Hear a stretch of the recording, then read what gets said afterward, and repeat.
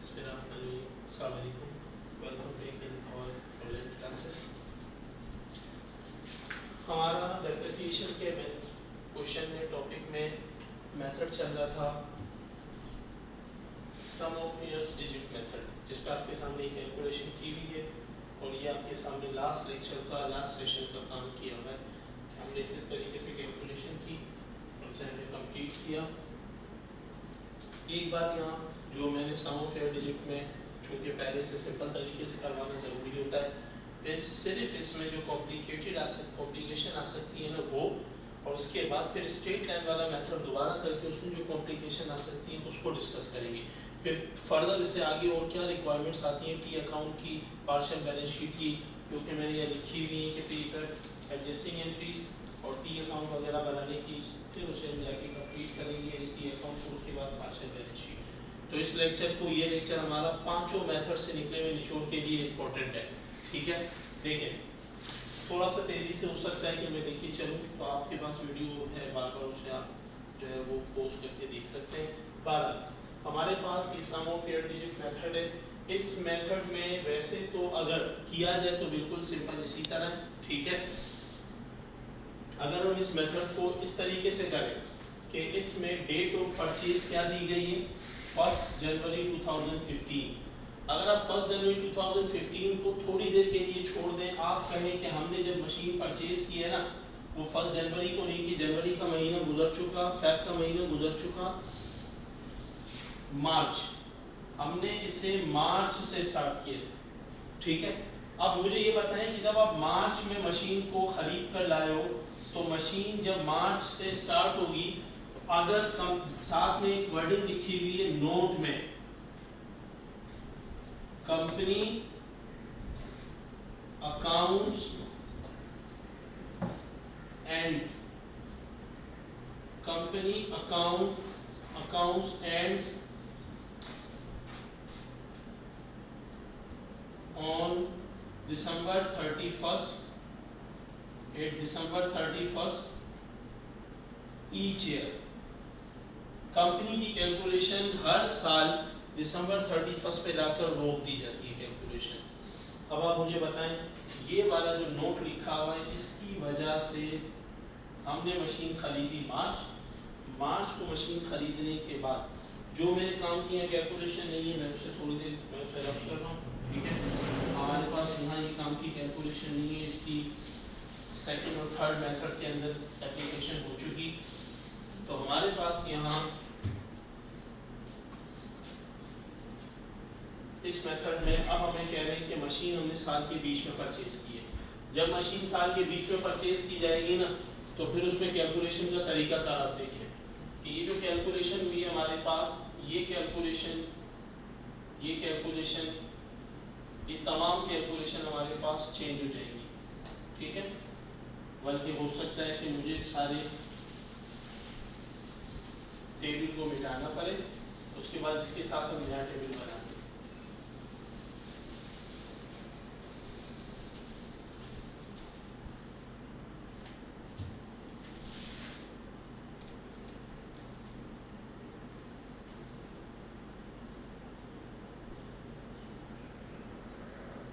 देखिए मशीन कब स्टार्ट हुई है, मशीन हमारे पास ऑपरेट होना स्टार्ट हुई मार्च से हमने इसका डेप्रिसिएशन निकाला मार्च 1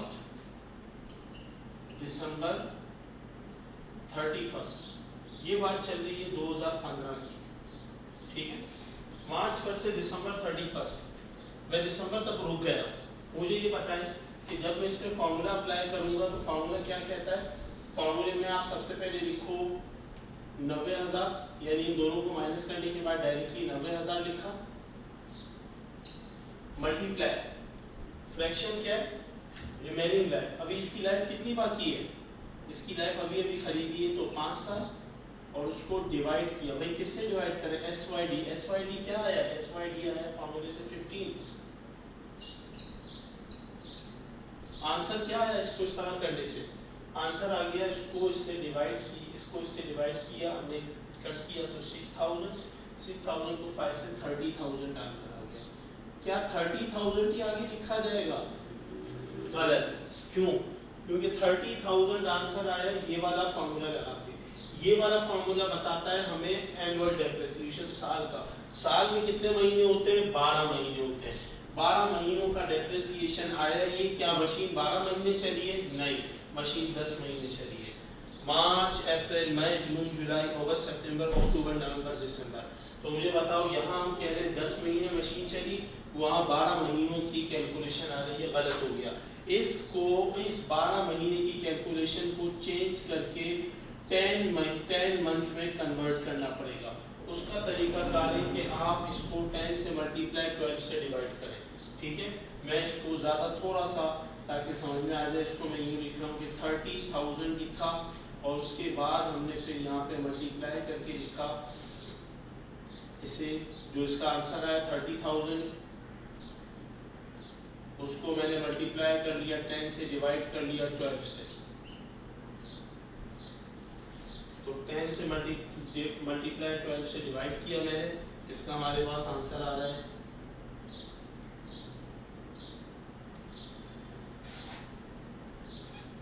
30,000 मल्टीप्लाई 10 डिवाइड 12, आंसर आ रहा है 25,000। ठीक है, 25,000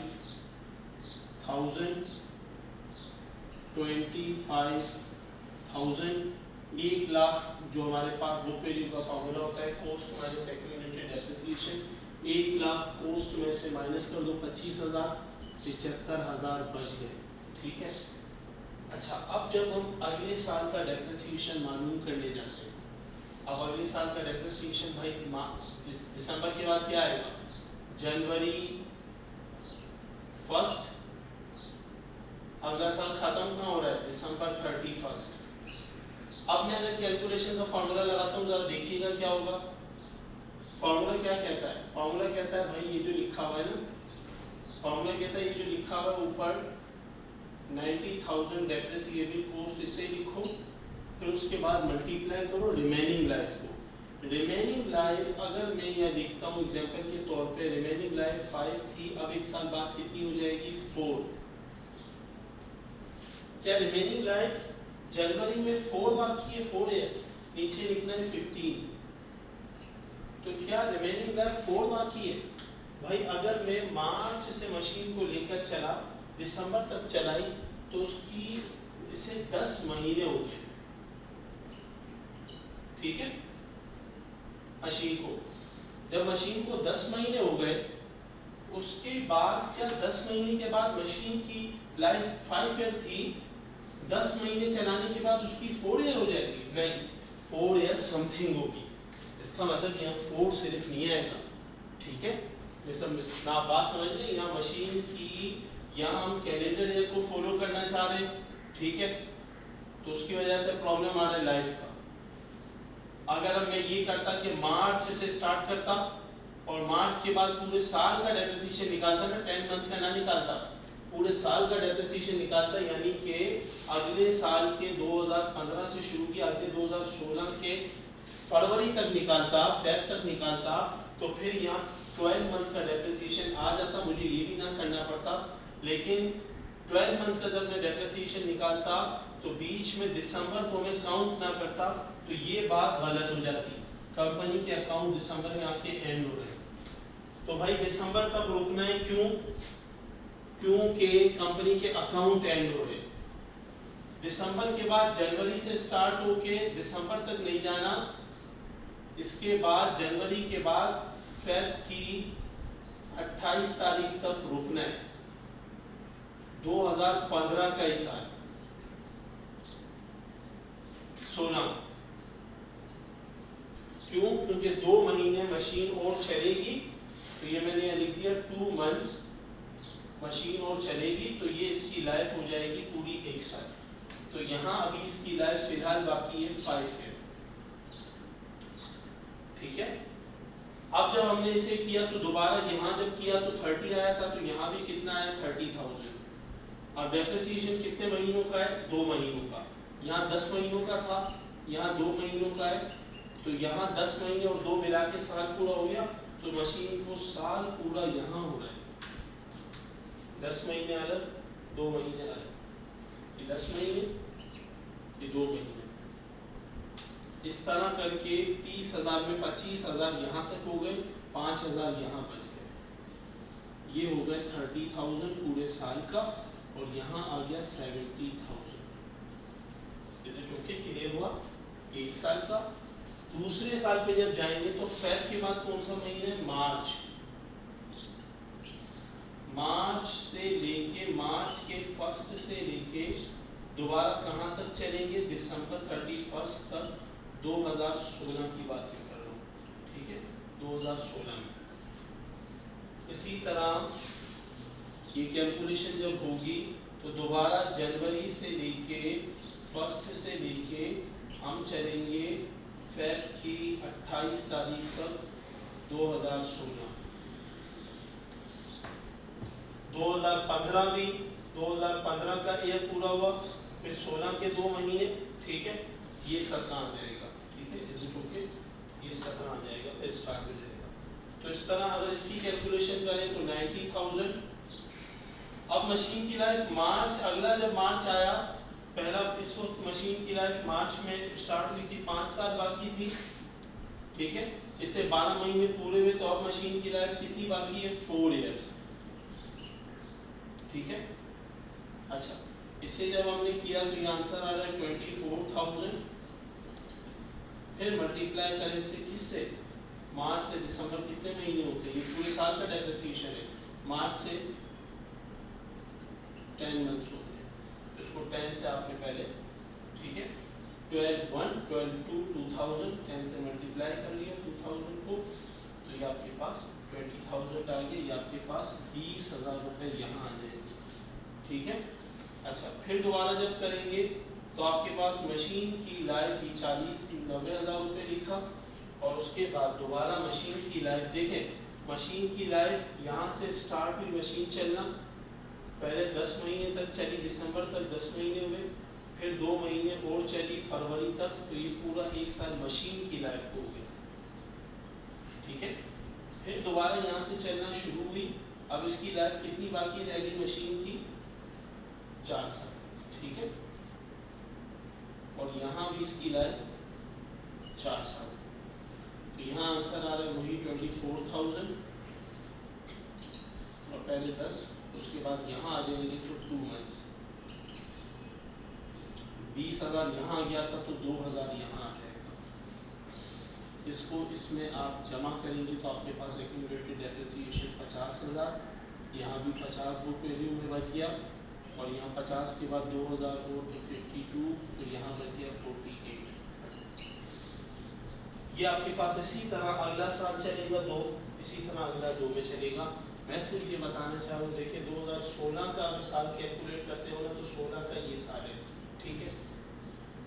तो मैं ये बताना चाह रहा हूँ कि देखो अब ईयर यहाँ ब्रेक हो जाते हैं। ईयर ब्रेक क्यों होते हैं? ईयर ब्रेक सिर्फ इस वजह से होते हैं यहाँ पर, क्योंकि हमारे पास जो कैलेंडर वाला, कैलेंडर की जो डेट होती है वो अलग होती है साल ख़त्म होने की, और आपकी जो मशीन की जो लाइफ है उसका एक साल अलग डेट को हो रहा है, ठीक है। मशीन जब जनवरी से ख़रीदोगे तो दिसंबर में उसकी लाइफ 1 साल हो रही है, दूसरी तरफ कैलेंडर भी जनवरी से दिसंबर तक साल बताता है। अगर दोनों एक साथ ख़त्म हो रहे, मशीन भी ख़रीदी है आपने जनवरी में, दिसंबर में 1 साल होगा, कंपनी का ईयर एंड भी दिसंबर में हो रहा है, इसका मतलब दोनों सेम जगह पे हो रहे हैं, फिर तो ठीक है, इज इट ओके कि आप सिंपल तरीके से इससे पहले वाले तरीके से करें। लेकिन अगर ऐसा नहीं है फिर आपने इसको इस तरीके से एक ईयर को 2 हिस्सों में तोड़ना पड़ेगा लाजमी तौर पर, ठीक है। अच्छा, ये आपके पास कैलकुलेशन होगी। इसी तरह 17 की कैलकुलेशन आगे मार्च से दिसंबर तक होगी, फिर 18 की जनवरी से मार्च फेब तक होगी। इसी तरह 2 महीने 10 महीने, 2 महीने 10 महीने, इसी तरह चलेंगे। 2 10 महीने और 2 ये जब पूरे होंगे तो साल होगा मशीन की लाइफ को साल, जहाँ जहाँ दिसंबर आया वहाँ कैलेंडर ईयर एंड होगा, ठीक है। तो ये कहता है कि 2016 का डेप्रिसिएशन 16 में टोटल कितना आया है, तो भाई 16 यहाँ और यहाँ लिखा हुआ है, इन दोनों 16 में एक जनवरी से दिसंबर तक जा रहा है, इन दोनों के डेप्रिसिएशन को 5 और 20 को प्लस कर लो तो 25 आ रहा है, कोई कहता है कि मशीन के पहले, ये तो कैलेंडर हो गया 2016, कोई कहता है कि मशीन के पहले साल में डेप्रिसिएशन कितना हुआ, पहली मशीन मार्च से लेके अगले मार्च तक कितनी इस्तेमाल हुई। अगर कोई ये कहता है ठीक है अब मार्च से लेके अगले फेब तक कितनी इस्तेमाल हुई, तो फिर हम इसे कहेंगे कि आप इन दोनों को प्लस करें, ये 30 है। तो मशीन की लाइफ का अलग लेक्चर, मशीन की लाइफ अलग चल रही है, डेट के साथ अलग डेट के साथ चल रही है, और इसी तरीके से कैलेंडर ईयर या कंपनी का ईयर अलग चल रहा है। ठीक है, अच्छा इसमें ये बात बिल्कुल ठीक है, कंप्लीट हो गई। सिर्फ इसी को मैं आपको एक और तरीके से एक टाइमलाइन बना के समझाना चाह रहा हूँ। देखें, अगर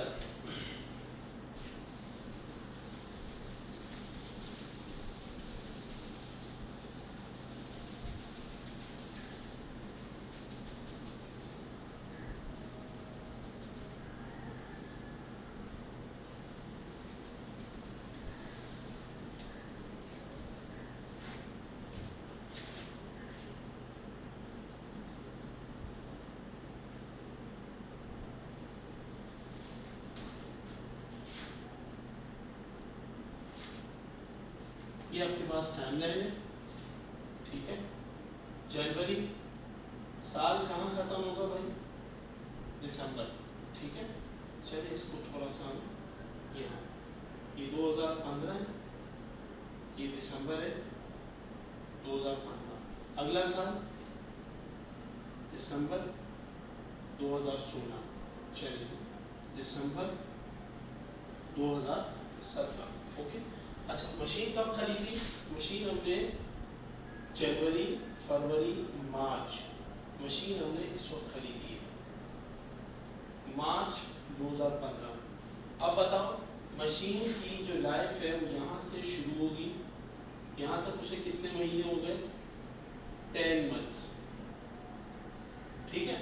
अब यहाँ 10 महीने में यहाँ हमने रोका क्यों, इसका डेप्रिसिएशन 10 महीने तक का क्यों निकाला, जिसे कहते थे ना 10 into 12, क्यों, क्योंकि यहाँ हमने कंपनी का ईयर एंड हो रहा है, ठीक है, कंपनी ईयर एंड हो रहा है, सही है। फिर आगे चले तो फिर यहाँ से लेके यहाँ तक हम क्यों नहीं गए, अगले दिसंबर तक, हम जनवरी फेब के आखिर तक रुक गए, ये फेब था 2016 का, हम यहाँ तक रुक गए दोबारा 2 महीने का, फिर उसके बाद 2 मंथ्स का अलग कैलकुलेट किया, जिसे 2 into 12 कहते हैं। क्यों, क्योंकि यहाँ से यहाँ तक मशीन की लाइफ 1 साल कंप्लीट हो रही है, मशीन की लाइफ यहाँ से यहाँ तक मशीन को 1 साल 12 मंथ्स कंप्लीट हो रहे हैं, ठीक है, मशीन को। अब 1 साल जब कंप्लीट होगा ना तो फॉर्मूले में क्या लिखते हैं, रिमेनिंग लाइफ लिखते हैं, इसीलिए यहाँ पर फॉर्मूले में यहाँ और यहाँ रिमेनिंग लाइफ उसकी, क्योंकि अभी पहला इसका साल है तो रिमेनिंग लाइफ इसकी आ जाएगी 5 ईयर्स। जब यहाँ से यहाँ तक की कैलकुलेशन करेंगे अगले फेब तक की तो रिमेनिंग लाइफ 4, फिर यहाँ से अगले फेब तक की तो रिमेनिंग लाइफ आ जाएगी 3। तो ये हमारे पास इस तरह कैलकुलेशन कैलेंडर ईयर और इसकी लाइफ थोड़ा सा चेंज हो रहा है, इस वजह से हम इसकी कैलकुलेशन यूज कर रहे हैं। 12 ये कंप्लीट हो गया हमारे पास पांचों मेथड। अब हम डायरेक्टली जा रहे हैं स्ट्रेट लाइन वाले मेथड को मैं दोबारा करवा रहा हूँ, उसमें चंद चीज़ें बतानी है आपको, आगे लेके चलना है क्वेश्चन में, ठीक है। क्वेश्चन में आगे लेके जब इससे चलना है तो मैं आपको पहले से बताऊँ कि अब मैं आपको करवाने जा रहा हूँ एडजस्टिंग एंट्रीज, डेप्रिसिएशन का एक T account, allowance for depreciation का टी अकाउंट और पार्शियल पेमेंट, ठीक है। इन सारी चीज़ों को भी हम कंप्लीट करने जा रहे हैं।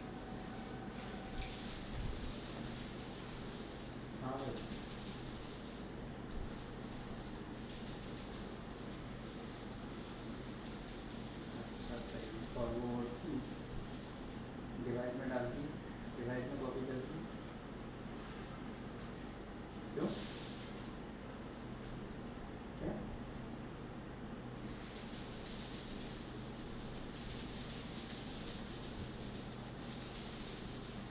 सुबह करोगे?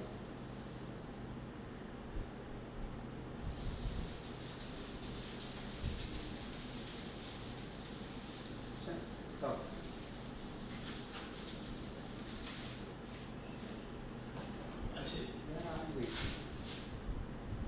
चलो ठीक है सर, एक काम करो तुम, जब तक हमारे बैठे तो काम करते रहो, अपने पास भी रखो, फिर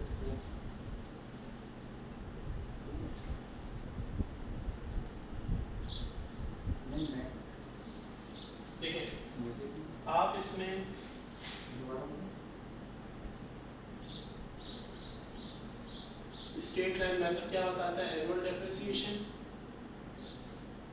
cost minus salvage value divided by useful life in years। ठीक है, पहला साल जनवरी 1 टू दिसंबर 31 2015 की कैलकुलेशन हमने की थी। तो उसमें हमने फार्मूला ऊपर वाला लगाया, पोस्ट थी 1 लाख, माइनस किया उसमें से सॉल्वेज वैल्यू 10,000, डिवाइड किया यूजफुल लाइफ 5 ईयर।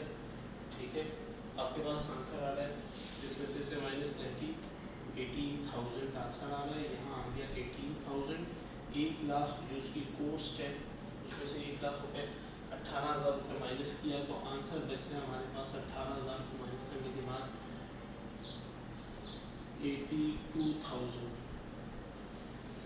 उसके बाद नेक्स्ट ईयर की कैलकुलेशन की, जनवरी 1 टू दिसंबर 31 2016, 1 लाख माइनस 10,000 डिवाइडेड बाय 5, दोबारा आ गया 18,000, 36,000 और 64,000।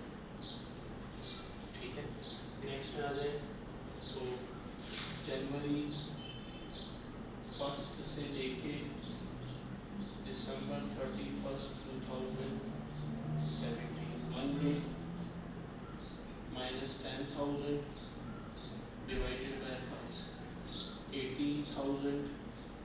तो यहाँ इसे हमने प्लस कर दिया तो आपके पास 54,000 रिमेनिंग रह गया आपके पास 46,000। इसी तरह 2018 और इसी तरह 2019 का भी कैलकुलेट होगा।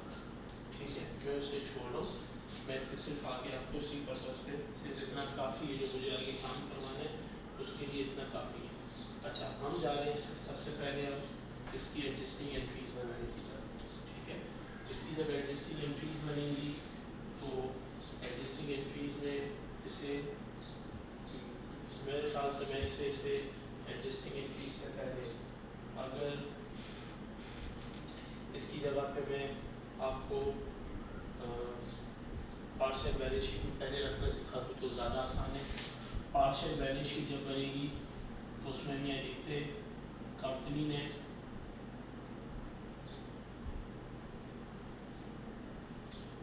पार्शियल बैलेंस शीट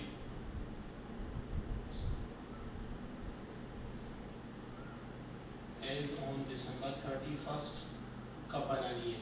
मैंने यहाँ डेट 2000 करके छोड़ दी, क्या लिखूँ 15, 16, 17, 18, 19 चेंज करके लिखेंगे। करंट एसेट यहाँ आ जाती है करंट लायबिलिटीज़।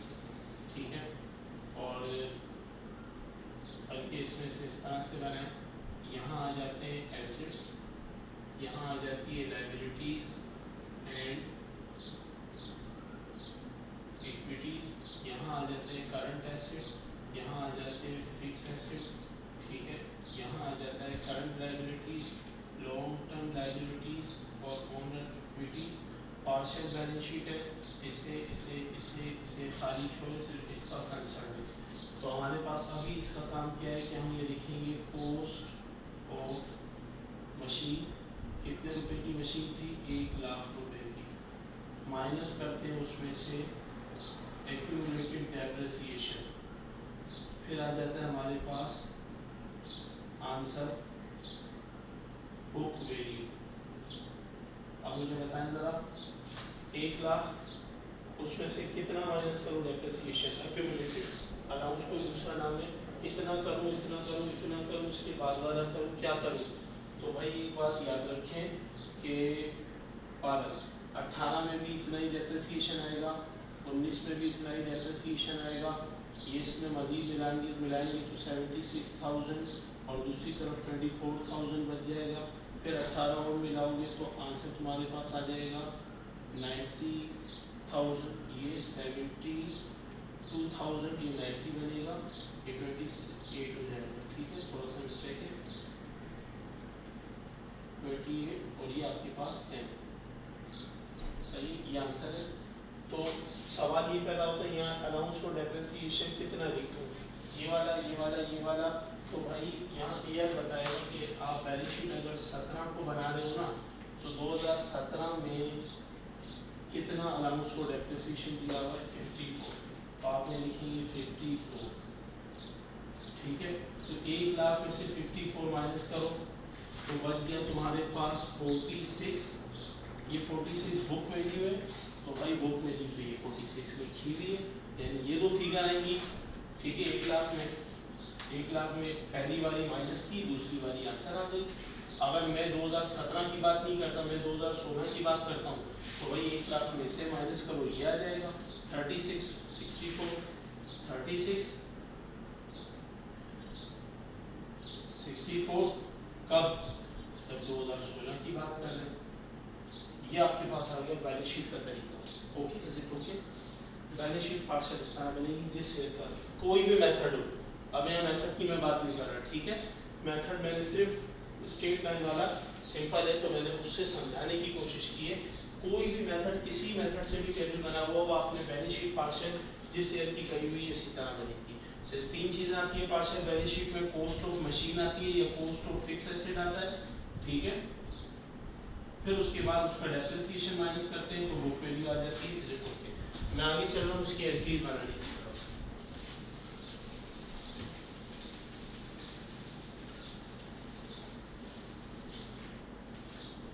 एडजस्टिंग एंट्रीज कैसे बनेंगी?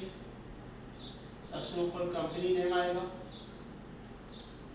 फिर नेक्स्ट लाइन में लिखा जाएगा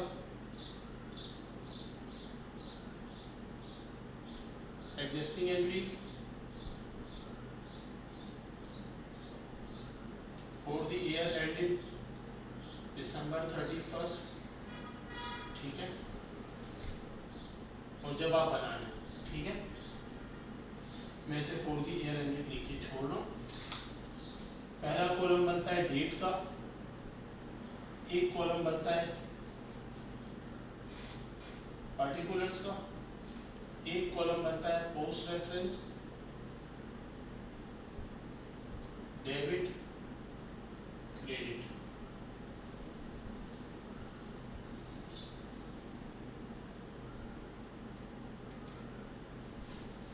अच्छा जी, अगर आपको कहा जाए कि पहले साल का जो डेप्रिसिएशन है वो कितना है 18,000, इसकी एंट्री बनाओ, तो आप ये लिखोगे कि आप एंट्री बना रहे हो दिसंबर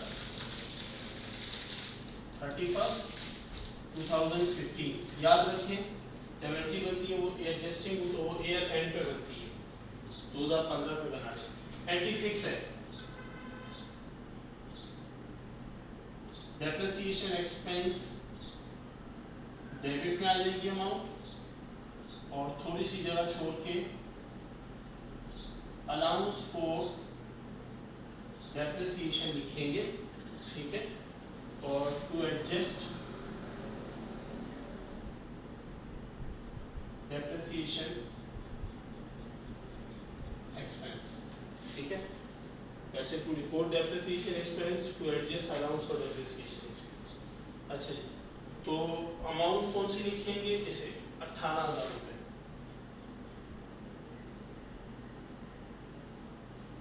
ओके, अगले साल जब आएंगे तो दिसंबर 31, 2016 उसमें क्या करें? सेम एंट्री डेप्रिसिएशन एक्सपेंस और अलाउंस फॉर डेप्रिसिएशन क्रेडिट में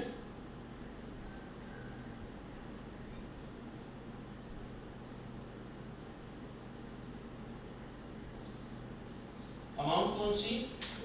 ये अमाउंट। अब चूंकि आपको पता है कि स्ट्रेट लाइन वाले मेथड में हर साल डेप्रिसिएशन सेम आ रहा है तो हर साल सेम ही आएगी अमाउंट। कोई और मेथड होगा ना तो उसमें चेंज आएगी, वो आप भी देख लीजिएगा, मेथड के हिसाब से होगा। वैसे बताना चाह रहा हूँ कि देखो एंट्री इससे बनती है,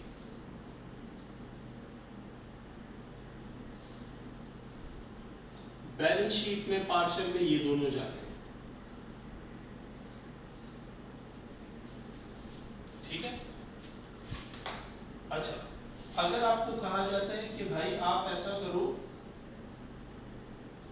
कि एंट्रीज जरा बनाना, ठीक है। अगर कहा जाता है क्लोजिंग एंट्रीज बनाओ तो फिर तुम क्या करोगे, वही डेट का column, particulars, post reference, debit credit, इस वाले की दिसंबर 31, 2015, इसकी जब आप क्लोजिंग बनाएंगे तो आप क्या करेंगे, ये जो लिखा हुआ है इसको उलट कर दें, ये डेबिट में इसको क्रेडिट में लिखिएगा, क्रेडिट वाला लाइन छोड़ के सेकंड लाइन में आता है स्पेस छोड़ के, डेप्रिसिएशन एक्सपेंस वही अमाउंट आएगी 18,000 रुपए, और डेबिट में क्या लिखेंगे, डेबिट में ये नहीं आएगा, ये क्रेडिट में आएगा तो डेबिट में नहीं, ये अकाउंट क्लोज कहाँ होता है, आमतौर पर होता है expense and revenue summary account में, तो वहाँ आ जाएगा 18,000, लिखेंगे क्या, to close depreciation expense account, ये हमने कंप्लीट कर लिया। इसी तरह 16 और 17 की भी क्लोजिंग बनेगी, ठीक है, इसे ओके। अच्छा, ये आपके पास एडजस्टिंग एंट्रीज बनेंगी, ये 2 साल की बन गई, फिर ये क्लोजिंग बनती है, ठीक है। मैं इसे क्लोजिंग को हटा रहा हूँ, समझा दी हमने, हो गई क्लियर, ठीक है। मैं इसमें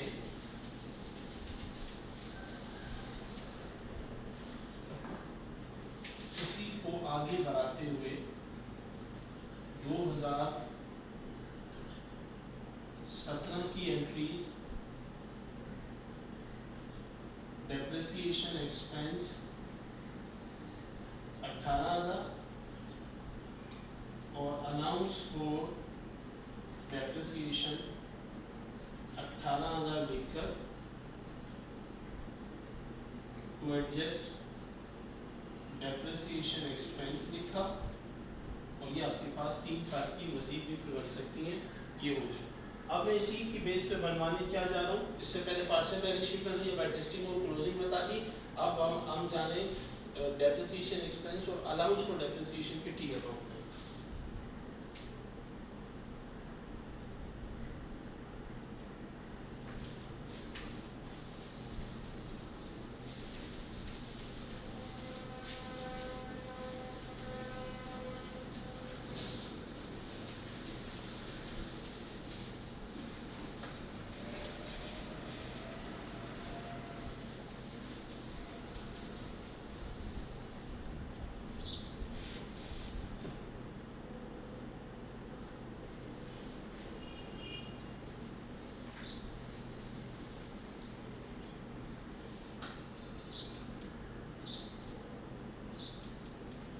ठीक है जी, आपने लिखा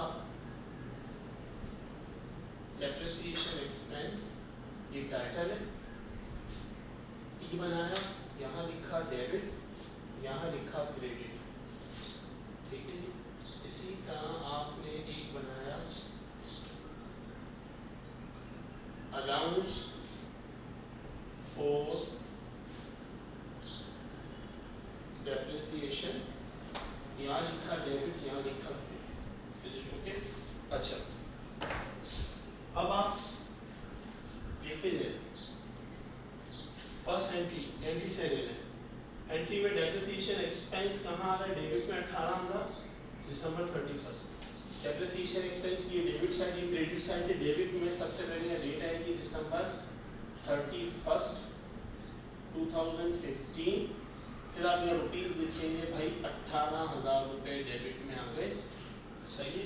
क्रेडिट में क्या आ रहा है, अलाउंस फॉर डेप्रिसिएशन क्रेडिट में आ रहा है, इसी डेट को, तो अलाउंस फॉर डेप्रिसिएशन के क्रेडिट में तुमने यहाँ से शुरू किया कि दिसंबर 31, 15, यहाँ लिखा 18,000 रुपये, ओके। एंट्री को एज इट इज यहाँ लिख दी तुमने। अब लिखने के बाद आप इसमें क्या करेंगे कि ये जो 18,000 रुपये यहाँ कुछ भी नहीं है तो अपनी तरफ से लिखोगे 18,000, इसमें यहाँ कुछ नहीं है तो अपनी तरफ से लिखोगे 18,000। इसको कहोगे कि ये हम लिख रहे हैं भाई, क्लोज कर रहे हैं इसे, इसमें लिखोगे कि इसे हम भाई एंडिंग बैलेंस लिख रहे हैं, किस डेट को, दिसंबर 31 2015, ठीक है।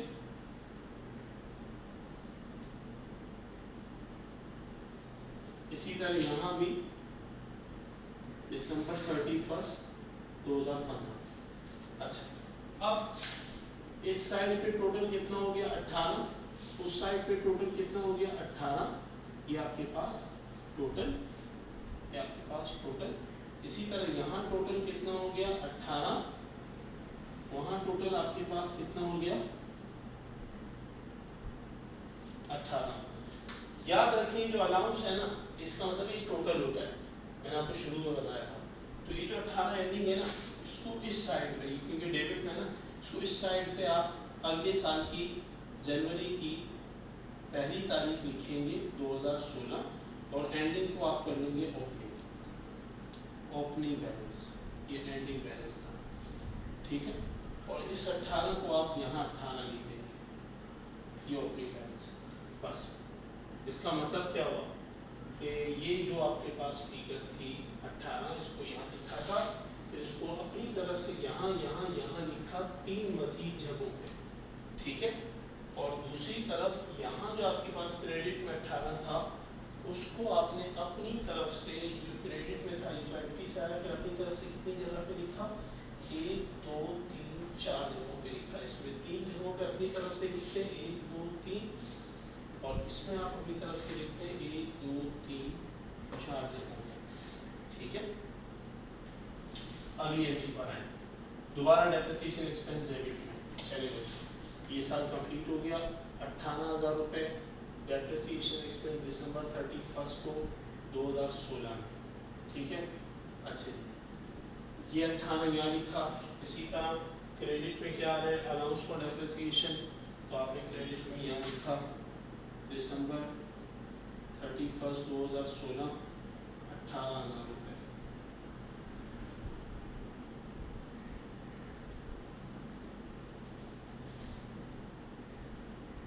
यहाँ 18 लिखा है, यहाँ कुछ नहीं है तो अपनी तरफ से यहाँ भी 18 लिखा, इसको नाम दिया क्लोजिंग, ठीक है। अब यहाँ भी 18 हो गया, यहाँ भी 18 हो गया, ठीक है। दूसरी तरफ आए तो यहाँ 18 और 18 कितना हो गया 36, यहाँ कुछ भी नहीं है सामने वाली साइड पर, तो यहाँ 36 अपनी तरफ से लिख के फिर इसको टोटल में 36 लिखेंगे कि यहाँ भी 36 हो गया, ठीक है जी, टोटल दोनों का। और ये जो 36 है, इसको आप लिखेंगे कि ये हमारे पास एंडिंग बैलेंस है, कब तक का भाई, दिसंबर 31 2016 तक का, ठीक है। और जो एंडिंग होता है वो इसमें बाद में ओपनिंग भी बनता है सामने साइड पे, जो एंडिंग है वो ओपनिंग भी बनेगा सामने साइड पे जाके। तो जनवरी 1 2017 को हम लिखेंगे ओपनिंग बैलेंस 36,000, ठीक है जी, ओके। तो ये इस तरीके से तीसरा जब साल आएगा उसमें डेप्रिसिएशन एक्सपेंस सही हमने किया है टोटल, ये हमने किया है टोटल, ठीक है। अगला जब साल आएगा उसमें डेप्रिसिएशन एक्सपेंस 18,000 डेबिट में, मैंने लिखा 18,000, ठीक है।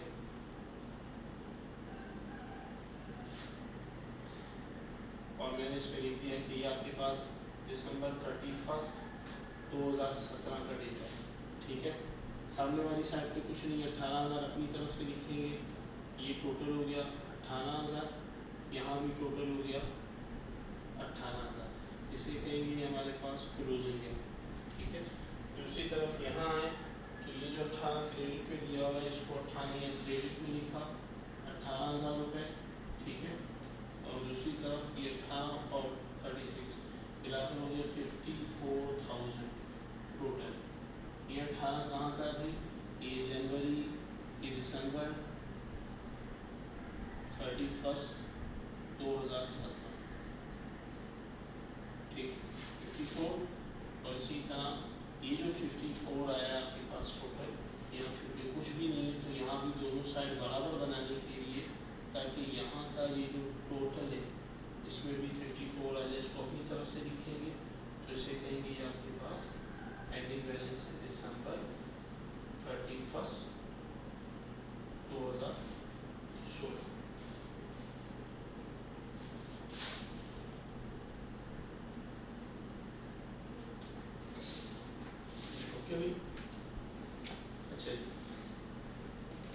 तरह आपके पास ये टोटल आपके पास अमाउंट आ गई। ये जो आपके पास आया है इससे एंडिंग है तो इसको यहाँ ओपनिंग होना चाहिए। हम यहाँ लिखेंगे ओपनिंग बैलेंस 54,000, ठीक है।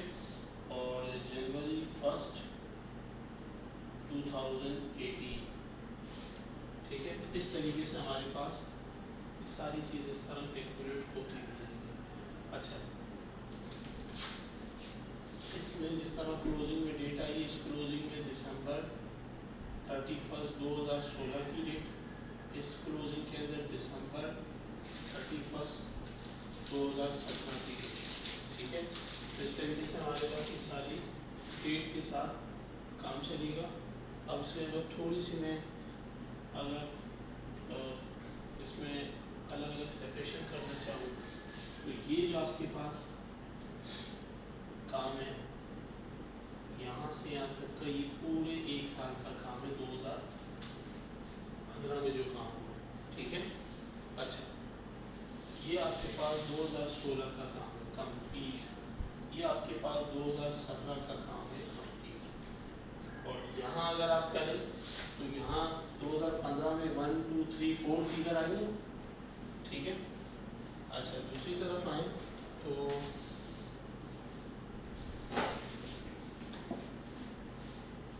दूसरी तरफ आए तो हमारे पास यहाँ 2015 में 1 2 3 4 फिगर आएंगे।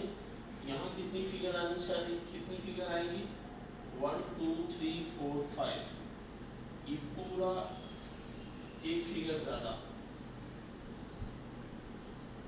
ठीक है।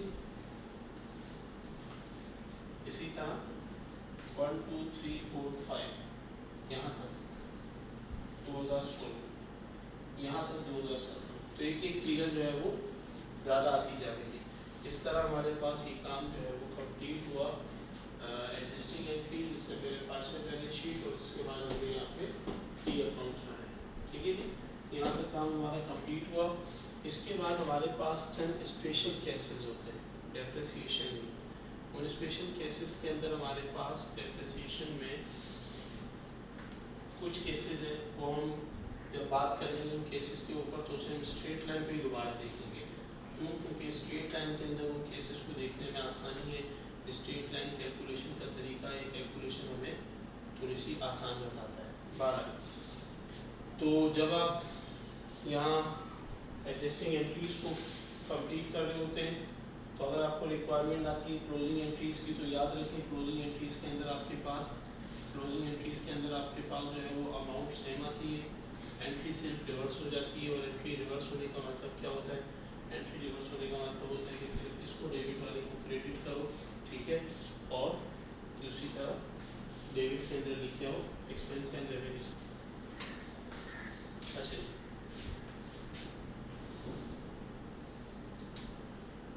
डेप्रिसिएशन एक्सपेंस का टी अकाउंट और अलाउंस फॉर डेप्रिसिएशन का टी अकाउंट, इसको अगर आप बैलेंस शीट में भी देखना चाहें ना, जो हमने पार्शियल बैलेंस शीट बनाई है, या फिर आपके पास डेप्रिसिएशन का जो टेबल बना हुआ है, डेप्रिसिएशन के टेबल के अंदर भी आप देखिएगा कि आपके पास जो अलाउंस फॉर डेप्रिसिएशन का कॉलम आ रहा है ना, उसमें पहले कॉलम के अंदर आपके पास अलाउंस फॉर डेप्रिसिएशन की बात कर रहा हूँ 18,000, फिर जब अगले साल आएगा तो वो टोटल होकर 36 बन चुका होगा, फिर अगला साल आएगा तो वो टोटल होकर 54 बन चुका होगा।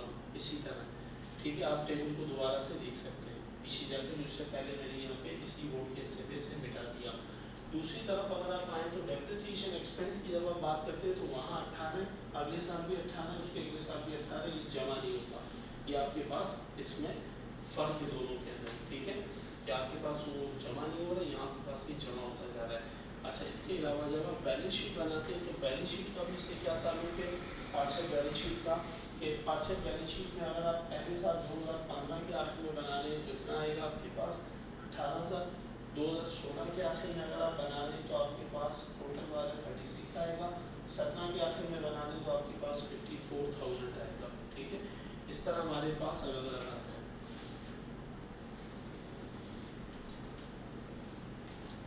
अच्छा, इसी तरीके से हमारे पास 2 T account, depreciation expense, allowance for depreciation. इससे पहले हमने एक टी अकाउंट कंप्लीट किया कॉस्ट ऑफ मशीन का, ठीक है। और ये जो एंट्रीज हमने बनाई है ये एग्जिस्टिंग एंट्रीज आपके पास, इससे पहले हमने एंट्रीज बनाई थी कॉस्ट ऑफ मशीन की एंट्रीज थी, वो आपके पास वो एंट्रीज हमने बनाई थी। यहाँ तक का काम कंप्लीट हुआ। एक सेशन आपके पास डेप्रिसिएशन का बाकी है, उसमें चंद स्पेशल केसेस जब आप मशीन को डिस्पोज कर रहे होते हो बाकी है। उसके बाद इंशाल्लाह हम नेक्स्ट सेशन में उसको कंप्लीट करेंगे। ओके जी, अल्लाह हाफ़िज़।